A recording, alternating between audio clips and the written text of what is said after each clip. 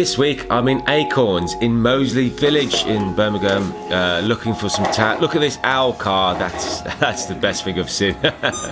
Ooh, this is a nice briefcase. Yeah, I think I'll go for this one. Let's have a look inside. So I'm going to paint it up with Emmanuel paint. Then just bash it about, make it tatty. I had loads of stars. I think it looks really nice.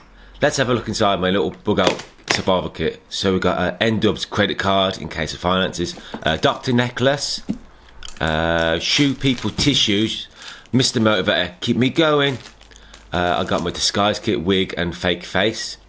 And this is my dog poo detector. And I've got loads of stuff in here. Give this one a good 10 out of 10 tats. Great charity shop, really good finds.